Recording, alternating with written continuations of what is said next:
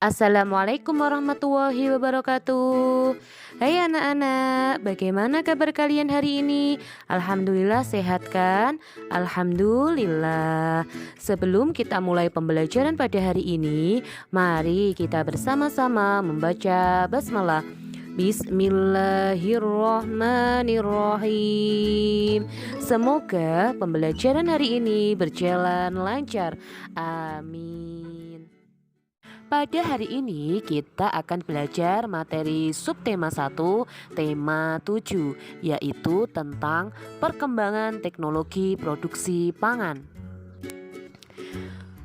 Kebutuhan manusia yang terus meningkat menyebabkan ilmu pengetahuan dan teknologi juga semakin meningkat. Selain itu, kebutuhan pokok manusia adalah sandang, pangan, dan papan. Atau kebutuhan pokok manusia adalah pakaian, makanan, dan tempat tinggal. Pangan merupakan kebutuhan dasar manusia. Pangan tersebut dapat berasal dari bahan nabati atau bahan hewani. Pangan dari bahan nabati adalah bahan makanan yang berasal dari bahan dasar tumbuhan. Contohnya seperti beras, jagung, gandum, dan sayur mayur. Sedangkan pangan dari bahan hewani adalah bahan makanan yang berasal dari bahan dasar hewan. Contohnya seperti susu, telur, keju, maupun daging. Nah anak-anak, fungsi utama pangan ini adalah sebagai sumber zat gizi. Oleh sebab itu, kebutuhan manusia yang terus meningkat menyebabkan ilmu pengetahuan dan teknologi juga semakin meningkat.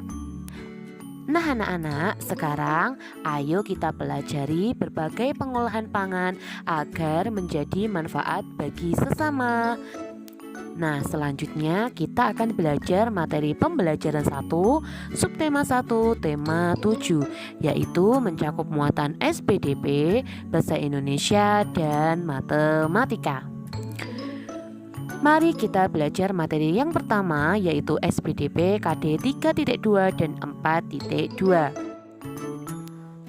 Sore hari yang cerah, Dina dan Dara sedang bersepeda berkeliling kampung. Saat mereka sampai di area persawahan, Dina dan Dara melihat tanaman jagung yang siap untuk dipanen. Mereka jadi teringat dengan lagu menanam jagung yang pernah diajarkan oleh bu guru di sekolah. Nah anak-anak, sekarang ayo kita menyanyikan lagu menanam jagung bersama Dina dan Dara. Lagu menanam jagung ini diciptakan oleh Ibu Sud. 1, 2, 3. Ayo kawan, kita bersama menanam jagung di kebun kita.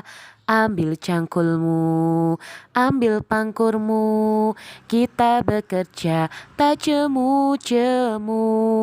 Cangkul, cangkul, cangkul yang dalam, tanah yang longgar, jagungku tanam. Beri pupuk pupuk supaya subur. Tanamkan benih dengan teratur. Jagungnya besar, lebat buahnya, tentu berguna bagi semua. Jangkul, jangkul, aku gembira menanam jagung di kebun kita. Ayo kita ulangi lagi ya nak ya. Mari kita bernyanyi bersama-sama lagu Menanam Jagung. Ayo kawan, kita bersama menanam jagung di kebun kita. Ambil cangkulmu, ambil pangkurmu, kita bekerja tak jemu-jemu. Cangkul, cangkul, cangkul yang dalam, tanah yang longgar, jagungku tanam. Beri pupuk supaya subur, tanamkan benih dengan teratur. Jagungnya besar, lebat buahnya, tentu berguna bagi semua. Cangkul, cangkul, aku gembira menanam jagung di kebun kita.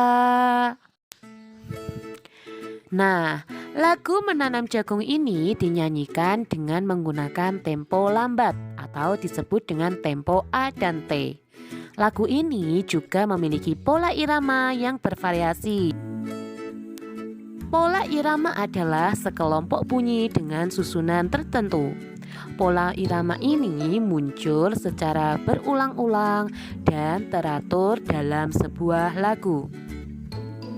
Warna lagu yang berbeda pada lagu menunjukkan pola irama yang berbeda.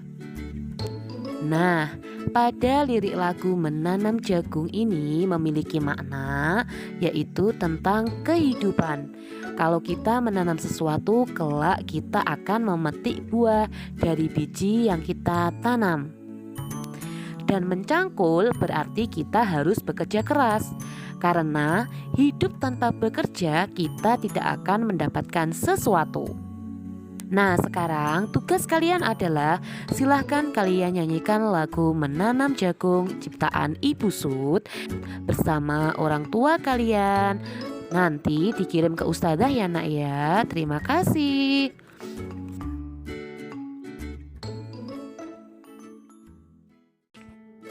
Selanjutnya kita akan belajar materi Bahasa Indonesia KD 3.6 dan 4.6. Pada materi Bahasa Indonesia kali ini kita akan belajar tentang teknologi pangan di Indonesia. Negara Indonesia mempunyai kekayaan alam yang melimpah. Berbagai kekayaan alam itu diambil dan digunakan untuk mencukupi kebutuhan rakyat. Kekayaan alam Indonesia berupa kekayaan alam hayati dan kekayaan alam non-hayati. Lalu, apa itu kekayaan alam hayati dan kekayaan alam non-hayati? Kekayaan alam hayati adalah sumber daya alam yang berasal dari makhluk hidup. Sumber daya alam ini bisa berasal dari hewan maupun tumbuhan. Contoh sumber daya alam hayati adalah ayam, sapi, sayur, padi, kayu, teh, kopi, ikan, dan sebagainya. Sedangkan kekayaan alam non-hayati adalah sumber daya alam yang bukan berasal dari makhluk hidup. Contohnya seperti air, sinar matahari, udara, tanah, bahan tambang, minyak bumi, dan gas alam. Nah, sebelum digunakan, sebagian besar kekayaan alam tersebut harus diolah terlebih dahulu, baik secara tradisional maupun secara modern. Pangan itu sendiri adalah kebutuhan utama manusia. Berbagai bahan pangan dapat diperoleh dari tanah Indonesia. Bahan pangan berasal dari pertanian Indonesia yang menghasilkan sayur maupun buah-buahan. Selain itu, bahan pangan juga berasal dari peternakan. Peternakan ini menghasilkan sumber protein seperti daging, susu, telur, dan ikan. Berbagai bahan pangan ini tidak tahan lama. Apabila tidak segera dikonsumsi, bahan pangan ini akan cepat membusuk atau basi. Oleh karena itu, diperlukan adanya teknologi pangan. Nah, lalu apa itu teknologi pangan? Teknologi pangan adalah sesuatu teknologi yang menerapkan ilmu pengetahuan tentang bahan pangan, khususnya setelah panen. Tujuannya adalah untuk memperoleh manfaat secara optimal. Adanya teknologi pangan ini sangat mempengaruhi kesediaan pangan. Alam menghasilkan bahan pangan secara berkala. Sementara itu, kebutuhan manusia akan pangan adalah rutin. Jadi, kita tidak mungkin menunda kebutuhan jasmani hingga masa panen tiba. Oleh karena itu, terciptalah teknologi pengawetan. Tujuan teknologi pengawetan ini adalah agar makanan dapat disimpan dalam jangka waktu yang cukup lama. Nah, teknologi pengawetan ini juga memungkinkan untuk mendistribusikan bahan pangan secara merata di seluruh penjuru dunia. Seperti contoh pengolahan susu menjadi keju. Susu sapi yang tidak segera dikonsumsi, maka susu sapi tersebut akan membusuk. Namun, dengan adanya teknologi pangan, susu dapat dibuat menjadi makanan baru seperti keju maupun yogurt. Kedua pangan tersebut lebih tahan lama jika dibandingkan dengan susu murni. Dengan demikian, teknologi pangan memberikan manfaat yang sangat besar bagi kehidupan manusia. Teknologi pangan dapat mengubah bahan pangan menjadi makanan baru, dan teknologi pangan ini dapat membuat bahan pangan lebih tahan lama. Nah, itulah anak-anak manfaat dari teknologi pangan. Selanjutnya, tugas kalian adalah silahkan kalian kerjakan soal berikut ini, kemudian kalian tulis di buku tugas kalian ya nak ya. Terima kasih.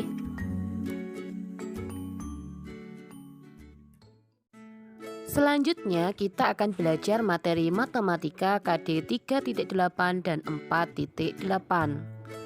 Pada materi matematika kali ini kita akan belajar menghitung keliling dengan menggunakan persegi satuan. Masih ingat ya nak ya, keliling merupakan panjang garis yang membatasi suatu bidang. Lalu bagaimana cara menghitung keliling dengan menggunakan persegi satuan? Selanjutnya, silahkan kalian perhatikan contoh berikut ini. Ada berapa ya jumlah keliling persegi panjang tersebut? Caranya kita hitung seluruh persegi satuan yang mengelilingi persegi panjang tersebut. Ada berapa ya kira-kira? Ayo kita hitung. 1, 2, 3, 4, 5, 6, 7, 8, 9, 10, 11, 12, 13, 14, 15, 16, 17, 18, 19, 20. Nah, jadi kelilingnya sama dengan 20 persegi satuan. Selanjutnya, perhatikan contoh bidang berikut ini. Ada berapa ya jumlah kelilingnya? Ayo kita hitung. 1, 2, 3, 4, 5, 6, 7, 8, 9, 10, 11, dan 12. Jadi jumlah keliling bangun tersebut adalah 12 persegi satuan. Nah anak-anak, bagaimana? Mudah kan cara menentukan keliling persegi satuan? Selanjutnya tugas kalian adalah amatilah gambar berikut ini. Kemudian kalian hitung berapa jumlah keliling pada masing-masing gambar. dan kalian tulis di buku tugas kalian ya nak ya. Terima kasih. Alhamdulillah materi pembelajaran 1, subtema 1, tema 7 sudah selesai. Semoga ilmunya bermanfaat. Amin. Wassalamualaikum warahmatullahi wabarakatuh.